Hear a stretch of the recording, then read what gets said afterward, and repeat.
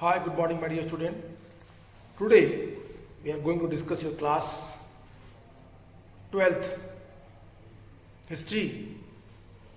As you know that nowadays we are discussing your pre-board paper, and I hope we have completed your second pre-board paper, long type question and short type question. In long type questions, I told you that we will discuss the some questions which we left, just like that. Some question कौन कौन से थे वो, if you remember, हम लोगों ने कुछ question पे बात की थी और कुछ क्वेश्चन हम लोगों ने छोड़ा था. पैराग्राफ बेस्ड क्वेश्चंस थे, सोर्स बेस्ड क्वेश्चंस थे, और एक क्वेश्चन और था कि why were zamindars auction of the permanent settlement. Okay, let's start class twelfth history.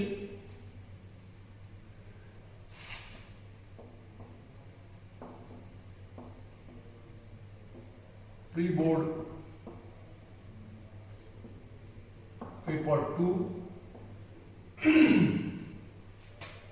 Question number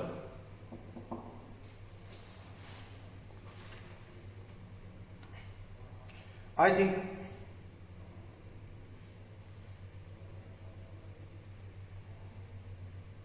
26. Question number 26. There are two question और करके पूछा हुआ है. पहला क्वेश्चन है कि वाई वर जमींदार auction the permanent settlement, auction after permanent settlements. और दूसरा क्वेश्चन है in what way was the livelihood of the Paharia different from that of the Santhals. किस प्रकार से संथालों का जीवन पहाड़ियों के जीवन से अलग था. दो क्वेश्चन है. Okay, we will discuss this topic. This is very easy topic. I think, I hope you have remember कि हम लोगों ने इस पर विस्तार से बातें की थी और चर्चा की थी. फिर एक बार हम इसको ट्राई करते हैं. चलिए क्वेश्चन देखते हैं क्या क्वेश्चन है. इसको लिखते हैं एक बार. Why were many zamindars,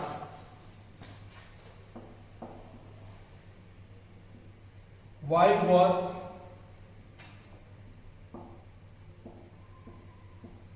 many zamindars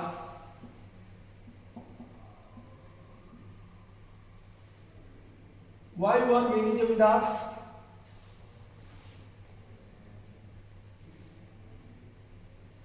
why were many zamindars auction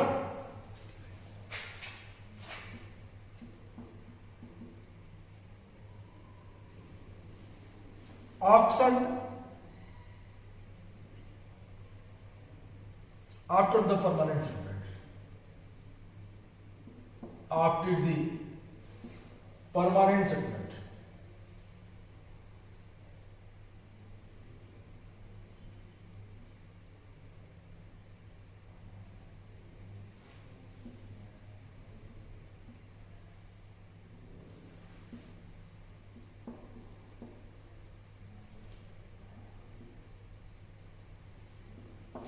After the permanent settlement. Okay, my dear student, I hope if you have remember class which we discussed. हम लोगों ने क्लास पे बात की थी, एक चैप्टर पे बात की थी स्पेशली, और वहां पे हम लोगों ने कहा था कि क्या रीजंस थे कि जमींदार जो थे वो अपने परमानेंट सेटलमेंट के बाद कि उनकी जो स्थितियां थी वो बदलती जा रही थी, चेंज होती जा रही थी. My dear, okay, my dear student, this is your question which is asked from pre-board. In the pre-board, this question is very important. In your book, NCERT book, आपके NCERT बुक में इस question को थोड़े दूसरे तरीके से पूछा है. तो एक्चुअली बोर्ड एग्जाम में क्वेश्चन सीधे सीधे नहीं पूछते. तो आपको पहले तो क्वेश्चन के बारे में समझना और फिर क्वेश्चन को समझ के उसका आंसर प्रॉपरली लिखना, ये दो कलाएं आपको आनी चाहिए. I mean to say that whenever you will prepare your chapter properly, then you will not face any problem. But अगर आप उसको ठीक से नहीं पढ़ते हैं तो आपके लिए प्रॉब्लम क्रिएट करने वाली बन जाती है. अब इस क्वेश्चन को आपके बुक में क्या दिया है, कहता है आपका बुक कि जमींदार डिफॉल्टेड ऑन पेमेंट, वाई. इसी क्वेश्चन को दूसरे फॉर्म में पूछता है, वाई जमींदार ऑक्शन या वाई जमींदार डिफॉल्टेड ऑन पेमेंट, वाई जमींदार डिफॉल्टेड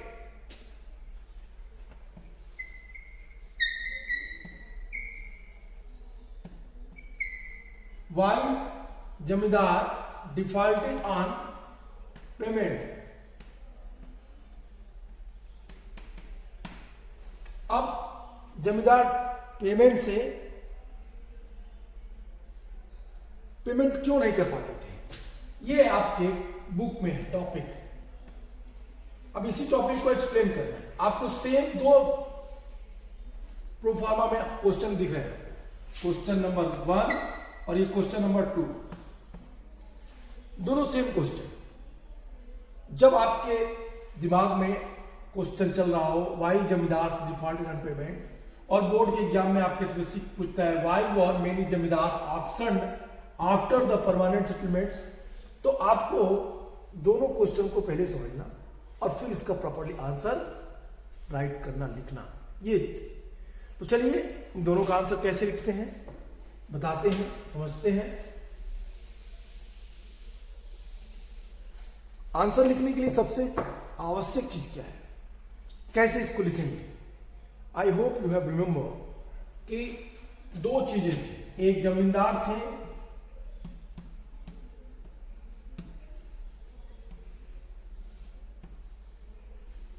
और दूसरा जोतेदार.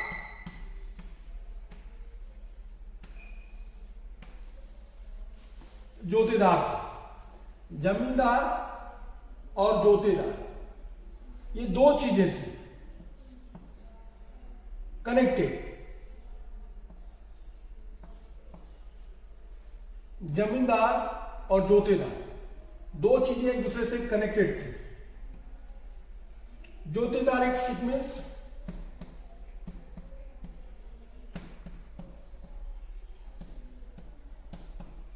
बिग पीजेंट्स, और zamindar they have right to collect revenue on their zamindaris. अपने जमींदारी एरिया पे रेवेन्यू कलेक्ट करने का अधिकार ब्रिटिश गवर्नमेंट ने इन्हें दिया था. कब? 1793. That was the time when zamindari system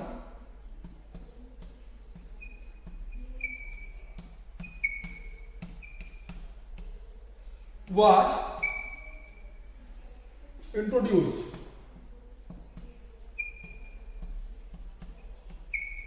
क्या किया गया? ये वही डेट था जब जमींदारी सिस्टम इंट्रोड्यूस किया गया. जमींदारी सिस्टम के कई सारे नाम थे, जमींदारी सिस्टम की कई सारी चीजें थी. चलिए पहले थोड़ा सा जमींदारी सिस्टम पे बात कर लेते हैं, क्योंकि जमींदारी सिस्टम को यदि आप नहीं समझेंगे तो आप इसका आंसर प्रॉपरली नहीं लिख पाएंगे. तो पहले थोड़ा सा जमींदारी सिस्टम में बात कर लें. जमींदारी सिस्टम क्या था? जमींदार 1793, that was the time when Lord Cornwallis introduced the zamindari system. During 1793, it was fixed that 10 years के रेंट पे जमींदारों को 10 साली जमींदारी सिस्टम शुरू की जाएगी. जमींदार को अधिकार होगा कि वो अपनी जमींदारी से रेवेन्यू कलेक्ट करे और रेवेन्यू कलेक्ट करके 1/10 अपने पास रखे और 10/11 वो जमींदारों को ब्रिटिश ट्रेजरी में जमा करवाना था। What I am telling you कि 1/10% अपने लिए अपने खर्चे के रखना था, और 1/10 के अलावा जो 10/11 था वो ब्रिटिश खजाने में जमा करना था। ऐसी व्यवस्था ब्रिटिशर्स ने इसलिए की क्योंकि ब्रिटिशर्स ये चाहते थे कि जो फिक्स्ड की गई है रेवेन्यू ब्रिटिश काल में, जो रेवेन्यू ब्रिटिश काल में फिक्स की गई है, उस रेवेन्यू की रेट वही रहे। जैसे थोड़ा और पीछे चलिए, 1764 battle of Buxar, finally northern India Britishers के कंट्रोल में। अब ब्रिटिशर्स ने यहां पे कौन सी रेवेन्यू इंपोज की जाए कंट्री साइड्स पे, फार्मिंग लैंड पे, डिसाइड करना था। Britishers, they were no doubt to say that they were very clever and cunning also.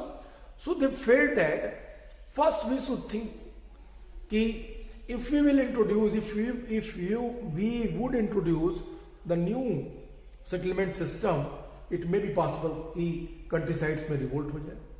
So they didn't change the fixed revenue which was set by Mughal empire.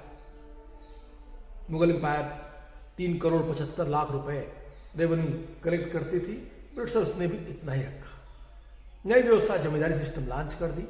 Zamindari system में जमींदारों को अधिकार था कि वो अपनी जमींदारी से रेवेन्यू कलेक्ट करें, और ड्यू डेट पर, ड्यू डेट मतलब एक निश्चित डेट थी, उस डेट पर वो अगर ट्रेजरी में जितने टैक्स थे वो जमा नहीं होती तो क्या करते थे वो यहां पे सनसेट लॉ के थ्रू, मैंने आपको बताया था सनसेट लॉ, ड्यू डेट के अंदर यदि वो जमा नहीं कर पाते तो उनकी जमींदारी ऑक्शन कर दी जाती थी। एक चीज और यहां पे आपको समझना है, जमींदारी सिस्टम के और भी नाम थे। कभी कभी बोर्ड एग्जाम में पूछता है आपके कि इस्तमरारी सेटलमेंट्स के according what was the condition of जमींदार। इस्तमरारी भी इसका नाम था। जमींदारी सिस्टम का नाम इस्तमरारी, जमींदारी सिस्टम का नाम जमींदारी, इस्तमरारी, परमानेंट, परमानेंट सेटलमेंट। अब ये परमानेंट सेटलमेंट्स, इस्तमरारी सेटलमेंट्स और जमींदारी सेटलमेंट्स, जब भी बोर्ड में तीनों नाम पूछता है तो आप समझ लेंगे कि ये तीनों हमें किसके बारे में बताना है, जमींदारी सिस्टम के बारे में ही बताना है। इसका प्रबल समर्थक था लॉर्ड कॉर्नवालिस, और लॉर्ड कॉर्नवालिस का काउंसिल का एक member John Shaw. Why? Because both were zamindars in their own country. अपने क्षेत्रों में वो क्या थे, जमींदार थे, नोबल्स थे, इसलिए उन्होंने इनको फेवर किया। तो अब यहां पे आप जमींदारी सिस्टम समझ गए होंगे। क्वेश्चन में है कि auction after the permanent settlement, permanent settlement के बाद जमींदारों की जमींदारी क्यों ऑक्शन हो जाती थी, क्यों नीलाम कर दी जाती थी, नीलाम करने के क्या क्या रीजंस थे। तो आपको मैंने जमींदारी बता दी, जमींदारी सेटलमेंट्स बता दिया, आपको मैंने जमींदारी सेटलमेंट्स के बहुत सारे नाम, तीनों नाम बता दिए। बोर्ड में अगर आता है इस्तमरारी, परमानेंट और जमींदारी, तो आप समझ सकते हैं। अब आपको समझना है टेक्निक कि जमींदार को क्या प्रॉब्लम आती थी। सबसे पहली बात कि जमींदारों के लिए एक बड़ी प्रॉब्लम यह थी कि लॉर्ड कॉर्नवालिस ने कंट्री साइड्स में भी एडमिनिस्ट्रेटिव सिस्टम को स्टेब्लिश करने के लिए थानों की स्थापना कर दी, पुलिस स्टेशन स्थापित कर दिए। I mean to say that Lord Cornwallis introduce the Cornwallis code and also introduce the different places so far. I mean to say that कि दूर के इलाकों में भी the police station was establish by Lord Cornwallis and the rights.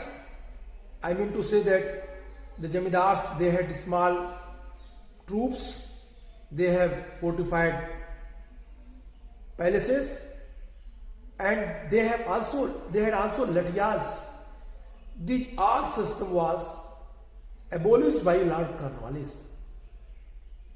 The judiciary power and the executive power that was also taken, ले लिया गया हमारा।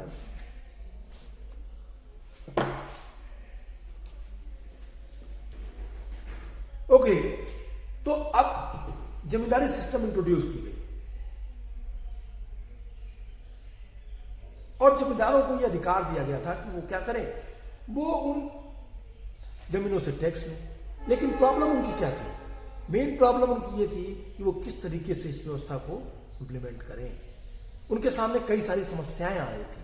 They face the various problem. First problem क्या था उनके सामने? What was the first problem? कि आज के पहले, इट मीन्स परमानेंट सेटलमेंट्स में या उसके पहले की स्थिति में जो जमींदार थे, जो बड़े लोग थे, उनके पास they had own small troops, उनके पास उनकी छोटी स्मॉल ट्रूप्स थी। Second thing which is very important, Lord Cornwallis abolish that system. Second thing is that की jotedar it means the big peasants, बड़े किसान जिनके पास 1000 एकड़ 2000 एकड़ फार्मिंग लैंड होती थी। Sometimes they against the zamindars policies, zamindaris, और वो 4-5 जोतेदार मिलकर के जमींदार के अगेंस्ट रेड कर देते थे। अब जोतेदार 4-5 मिलकर जमींदार के अगेंस्ट रेड, तो फिर कोर्ट के चक्कर लगाने पड़ते थे। और इस समय भी प्रॉपर टाइम पे वो टैक्स नहीं जमा करते थे, तो जमींदारी अपने आप पाकसंड हो जाती थी सनसेट लॉ के तहत। इसके अलावा जमींदारी सिस्टम में जो रेवेन्यू रेट फिक्स की गई थी, वो थोड़ी बढ़ा के फिक्स की गई थी। ब्रिटिशर्स ऐसा मानते थे कि यदि हम एक रेट ऐसी फिक्स करें कि जो इन फ्यूचर अगर प्रोडक्शन रेट बढ़ती है, वस्तुओं की कीमत बढ़ती है, तो वो स्थिति में हमारे जो फायदे या नुकसान है वो बराबर बने रहे। What I want to tell you my dear student, suppose कि ब्रिटिशर्स ने एक ऐसी अमाउंट फिक्स की कि इतना टैक्स देना है। कब? 1780 में। उन्होंने सोचा कि 1850 में जब वस्तुओं की कीमत बढ़ जाएगी,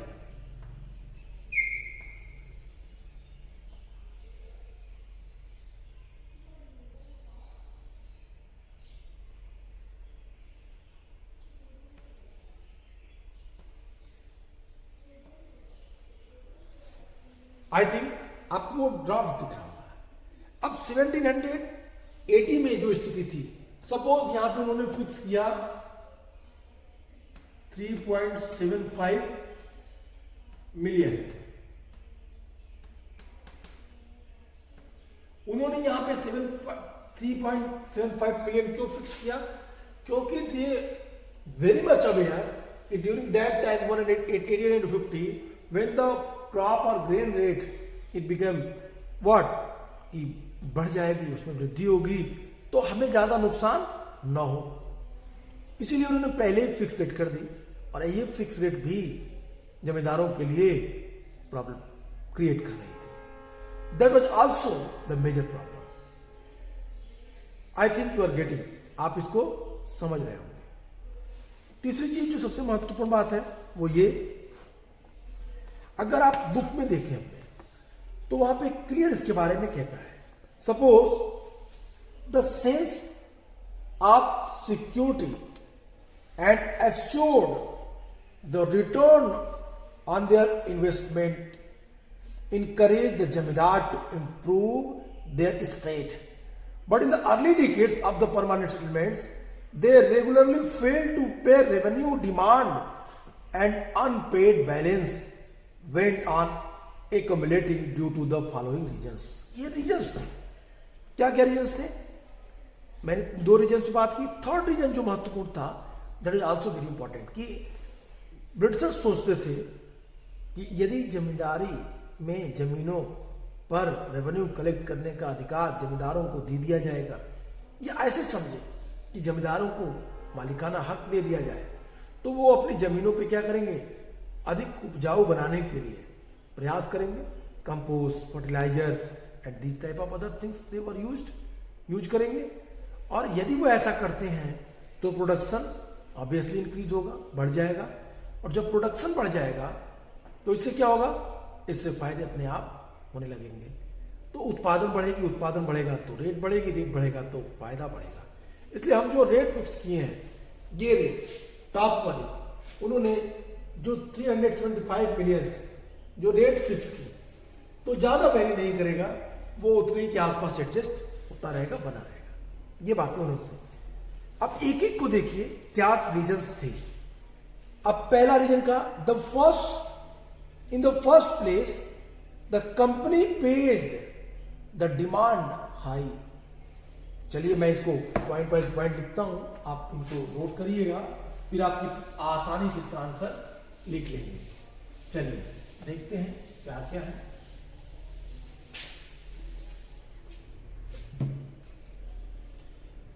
the first place the company first the company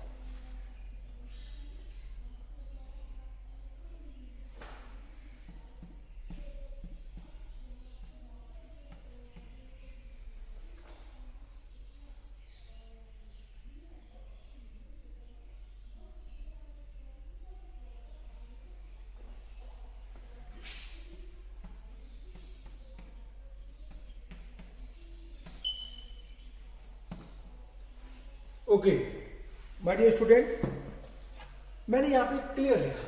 अब पहले पॉइंट में सिर्फ बात करते हैं।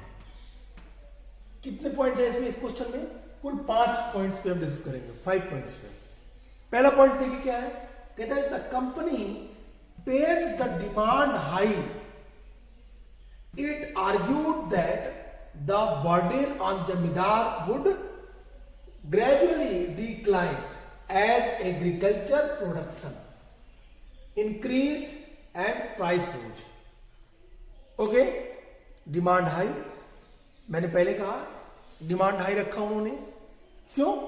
क्योंकि ब्रिटिशर्स ऐसा सोचते थे कि obviously the demand was high but gradually agriculture production increased and prices rose. When, कब?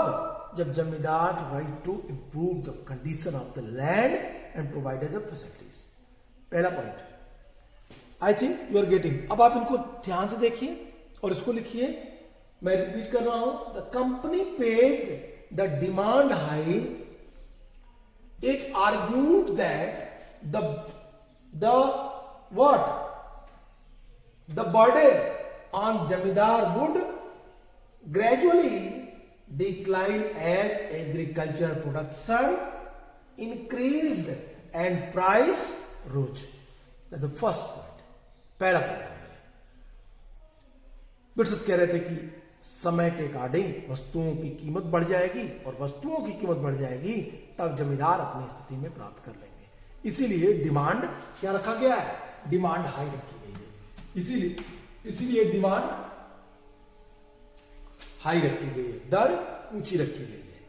Okay, that was the problem why the जमींदार फेस्ड, व्हाई द जमींदारीज ऑक्शन। यही वो कारण था कि क्या हो रही थी, जमींदारी ऑक्शन हो रही थी। पहला कारण आप इसको लिख देंगे, ठीक है, फर्स्ट रीजन। अब बात करते हैं सेकेंड रीजन पे। दूसरा कारण क्या रहा होगा,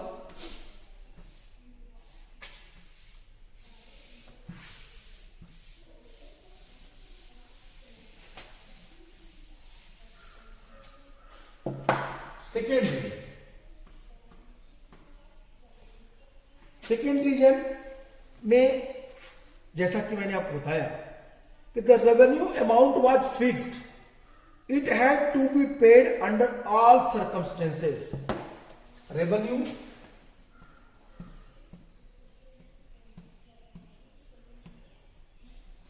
was fixed, it had paid in all circumstances, all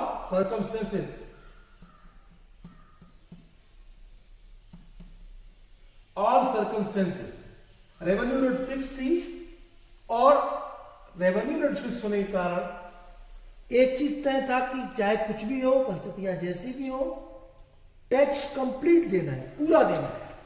तो रेवेन्यू अमाउंट वाज फिक्स्ड, यहां अमाउंट लिख दीजिए, अच्छा रहेगा आपको। Revenue amount was fixed and it had to be paid under all circumstances.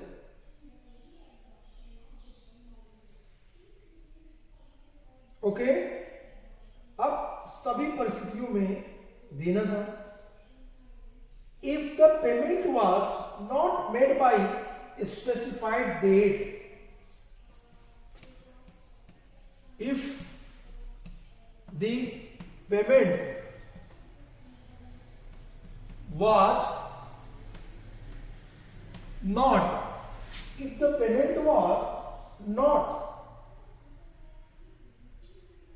what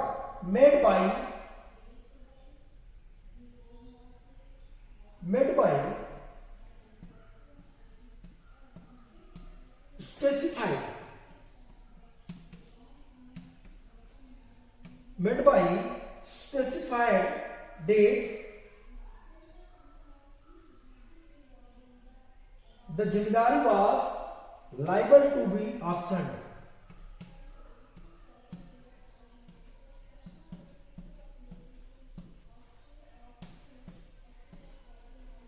Jamindari was liable to be auctioned. Okay, that is very clear. एकदम clear अगर आप पढ़िए, revenue amount was fixed, it had paid in all circumstances, if the payment was not made by specified, the zamindari was liable to be auction. अगर नहीं जमा की जाएगी तो क्या होगा, जमींदारी ऑक्शन कर दी जाएगी। Lastly the permanent settlements limited the power of the जमींदार। थर्ड पॉइंट लिख दीजिए,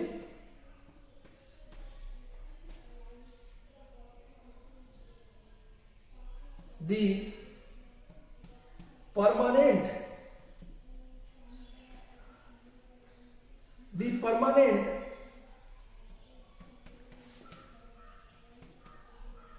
settlement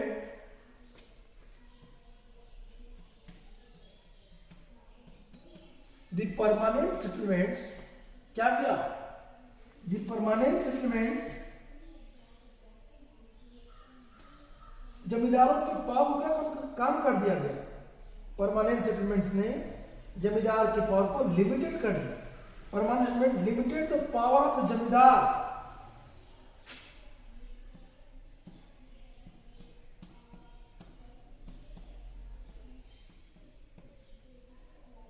limited the power of जमींदार।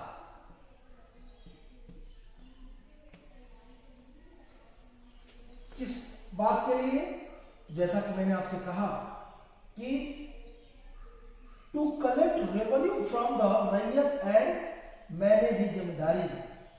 To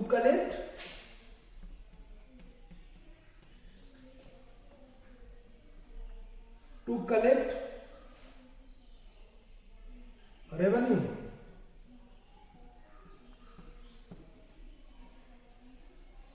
from ryot. I think एकदम क्लियर है, आप देख सकते हैं। नीचे के पॉइंट्स भी हमने बात की। हमने कहा अब एक एक पॉइंट्स को देखिए। पहले पॉइंट से हमने बात की, हमने फर्स्ट पॉइंट पे बात की। चलिए मैं नीचे की लाइन इरेज करता हूं। जमींदारी टू कलेक्ट रेवेन्यू फ्रॉम रैयत।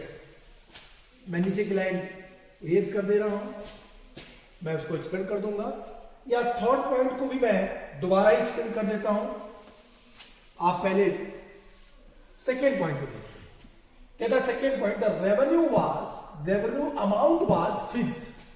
सेकेंड पॉइंट था रेवेन्यू अमाउंट क्या थी, फिक्स्ड थी। It had paid in all circumstances if the payment was not made by expired the zamindari was liable to be auctioned. दूसरा कारण था कि अगर जो रेवेन्यू थी वो फिक्स थी, और रेवेन्यू फिक्स होने के कारण जमींदारी की रिठाई थी, और जमींदारी की रिठाई होने के कारण ये ऐसी व्यवस्था थी कि जिसमें आपको प्रॉब्लम आएगी ही आएगी। ओके, आई थिंक डेट हमारा 20 का है।